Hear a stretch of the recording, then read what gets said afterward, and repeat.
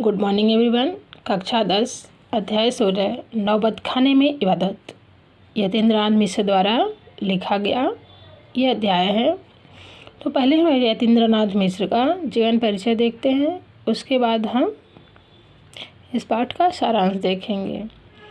तो यतीन्द्रनाथ मिश्र का जीवन परिचय हम देखते हैं। लेखक का नौबत खाने में इबादत नामक पाठ के लेखक यतीन्द्र मिश्र हैं।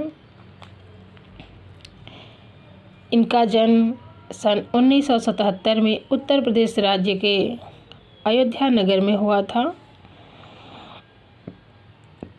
लेखक यतीन्द्र मिश्र ने लखनऊ विश्वविद्यालय लखनऊ से हिंदी विषय में एमए की शिक्षा प्राप्त किए थे। इनका काव्य संग्रह है। लेखक यतीन्द्र मिश्र के 3 काव्य संग्रह प्रकाशित हुए हैं, यदा कदा, अयोध्या तथा अन्य कविताएं। ड्योढ़ी पर आलाप। ड्योढ़ी मतलब आपको पीछे बताया गया है। ड्योढ़ी मतलब दरवाज़ा होता है या चौखट होता है।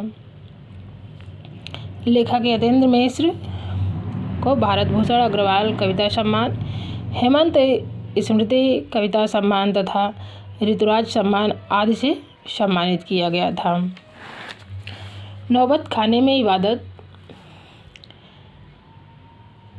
ये उर्दू के शब्द हैं। इसका अर्थ है, हम अलग अलग करके समझेंगे। नौबत मतलब मुख्य द्वार के ऊपर, खाने मतलब जगह, इबादत मतलब पूजा अर्चना या प्रेयर। नौबत खाने में इबादत, तो नौबत खाने में इबादत का अर्थ होगा कि पहले राजाओं के यहाँ मुख्य द्वार पर एक जगह बनी होती है जहाँ बैठ कर के मंगल ध्वनि निकाले जाते थे। उसी को नौबत खाने में इबादत कहते हैं। उस मंगल ध्वनि को निकालना या प्रेयर करना, बाजा बजाना, नौबत खाने में इबादत कहा जाता है। नौबत खाने में इबादत प्रसिद्ध शहनाई वादक उस्ताद बिस्मिल्लाह खां पर रोचक शैली में लिखा गया है। व्यक्ति चित्र है। यतीन्द्र मिश्र ने बिस्मिल्लाह खां का परिचय तो दिया ही है, साथ ही उनकी रुचियों, उनके अंतर्मन की बनावट, संगीत की साधना और लगन को भी संवेदनशील भाषा में व्यक्त किया है। उन्होंने यह भी स्पष्ट किया है कि संगीत एक आराधना है, इसका विधि विधान है, इसका शास्त्र है और इस शास्त्र से परिचय आवश्यक है। इस शास्त्र से परिचय आवश्यक है। सिर्फ परिचय ही नहीं, सिर्फ परिचय ही नहीं, इसका अभ्यास जरूरी है और अभ्यास के लिए गुरु शिष्य परंपरा जरूरी है। जो इसमें पूर्ण तन्मयता जरूरी है। तन्मयता से ही किसी विद्या को सीखी जा सकती है। धैर्य जरूरी है, इसमें धैर्य धारण करना पड़ेगा।